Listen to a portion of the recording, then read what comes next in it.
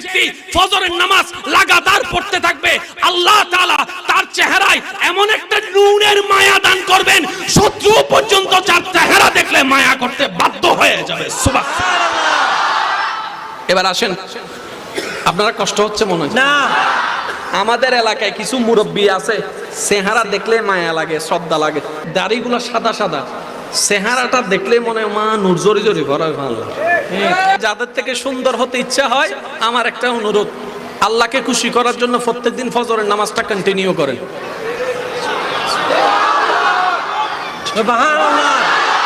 এবার সৌন্দর্য কয় প্রকার সেটাও একটু বলার চেষ্টা করি। ফজরের নামাজ পড়লে চেহারা কি হয়? সুন্দর হয়। জোরে বলেন কি হয়? সুন্দর হয়। সুন্দর কয়েক প্রকার, একটু যদি মনোযোগ দিতেন। একটা হচ্ছে পার্লারের সুন্দর, যেটা নির্দিষ্ট সময় পর আর থাকে না। জোরে বলেন না, থাকে না। একটা হচ্ছে আপনার ক্রিমের সৌন্দর্য, নির্দিষ্ট সময় পর আর থাকে না। যত প্রকার কেমিক্যাল সুন্দর আছে, আমি শ্রদ্ধার সাথে বলছি, কেউ রাগ করবেন না, যত প্রকার কেমিক্যাল সুন্দর আছে ধুয়ে ফেললে চলে যায়, ধুয়ে ফেললে কমে যায়। একমাত্র একটা সৌন্দর্য আছে, ওযুর সৌন্দর্য, যত ধুইতে থাকবেন তত বাড়তেই থাকবে। সুবহানাল্লাহ। এবার আসেন, আমাদের এখানে পশম আছে না নাই? আছে। পশমের গোড়া আছে না নাই? এই পশম স্বাভাবিক চোখ দিয়ে দেখা যায়। চেহারার মধ্যে কিছু পশম আছে, দাড়ি যেমন দেখা যায় পশমগুলা দেখা যায় না, কিন্তু পশম প্রত্যেক জনের আছে। আইফোন দিয়ে একটা চেহারার ছবি তুলবেন, জুম করে দেখবেন, দেখবেন ছোট্ট ছোট্ট ছোট্ট ছোট্ট ছোট্ট কণা কণা পশম আছে। ওই পশমের কোণার মধ্যে ছিদ্র আছে। ওযু যখন করে, বিজ্ঞান প্রমাণ করে, বান্দা যখন পানি দেয় H2O, ওই পানিটা যখন ওযু করার জন্য চেহারায় দেয়, বিজ্ঞানের দৃষ্টিতে কোষে কোষে পানি চলে যায়, কোষে কোষে পানি চলে যায়। হাদিসের ছায়া তলে গুনাহ তো জড়ে যায়, বিজ্ঞানের ছায়া তলে চেহারার মধ্যে কোষগুলা জেগে ওঠে। সুবহানাল্লাহ। এবার বলেন, এই নামাজটা দিয়েছেন কে? আল্লাহ। জেনে শুনে বুঝেই তো দিয়েছেন। ঠিক। ফাগসিলু উজুহাকুম বলে নামাজের আগে ওযু বানানোর নির্দেশ দিয়েছেন কে? আল্লাহ। বুঝে শুনেই তো দিয়েছেন। আর একটু জোরে বলেন না। এবার ওযু করলেন, গুনাহ জড়ে যাচ্ছে চেহারা থেকে, গুনার রং হচ্ছে কালো, নেকির রং হচ্ছে সাদা। এবার গুনাহ যতগুলা চেহারায় লাগলো, ওযু করার কারণে গুনাহ জড়ে যাচ্ছে, আল্লাহর রহমত আসতে শুরু করলো, আল্লাহর রহমত আসতে শুরু করলো, ওই চেহারার মধ্যে মায়া সৃষ্টি হতে লাগলো। চিৎকার দিয়ে বলেন সুবহানাল্লাহ। এবার আসেন, লাভ না লস? লাভ। জোরে বলতে হবে, লাভ না লস? লাভ। চালাক মানুষ লাভ জেন্ডে এন্ডে, বুদ্ধিমান মানুষ লাভ জেন্ডে এন্ডে, শিক্ষিত মানুষ লাভ জেন্ডে এন্ডে। ইয়া শিক্ষিত মানুষে দেখা দেয় মাইল্লে ফিরের নামাজ পড়তে গেলে তো ওযু বানাম করিব, ওযু বানালে তো সুন্দর হবে, সুযোগ আছে, এই লাভিন সাইতাম কা হালিয়ে তো নামাজ বেগুলো শুরু করে দিম। সুবহানাল্লাহ। ইয়া লাভ বুঝি দে, মাতো না।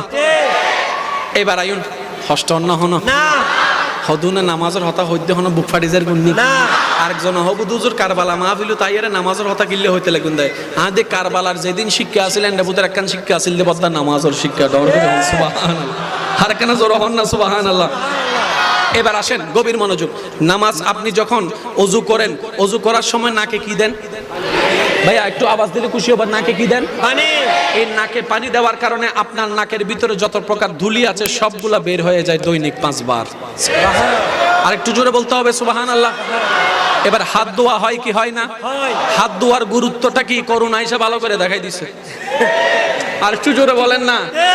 এবার হাত ধোয়া হয় না? হাত জোরে বলেন না। এ পুরা কোন পর্যন্ত ধোয়া হয় না? এটার একটা বেনিফিট আছে। এখানে একটা মাসে যে করে এটার একটা বেনিফিট আছে। কোন পর্যন্ত টাকনু পর্যন্ত যে ধুই এটার একটা বেনিফিট আছে। আমি আর অতটুক যাচ্ছি না, আমি শুধু আমার ভাইদেরকে এতটুক বোঝানোর চেষ্টা করেছি, যদি বিধানটা আল্লাহ এবং রাসূল থেকে আসে, চোখ বন্ধ করে করতে থাকেন, কারণ এখানে কল্যাণ আর কল্যাণ আছে।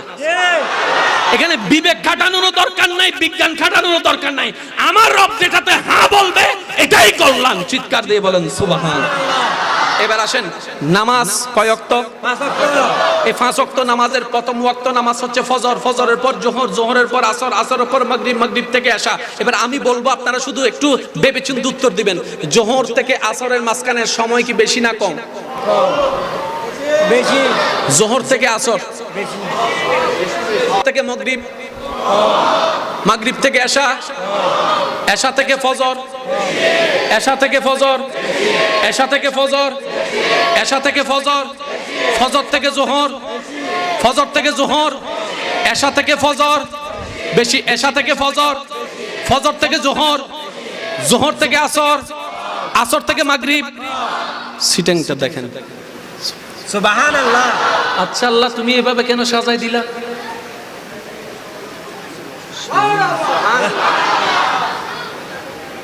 ফজর থেকে জোহর, এশা থেকে ফজর আরো বেশি, এশা থেকে ফজর,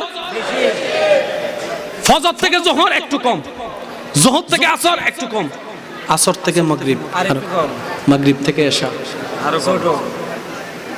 কখনো কি একবার ভেবে দেখেছেন আল্লাহ নামাজটা এইভাবে সেটিং করলেন তো করলেন কেন? সুবহানাল্লাহ।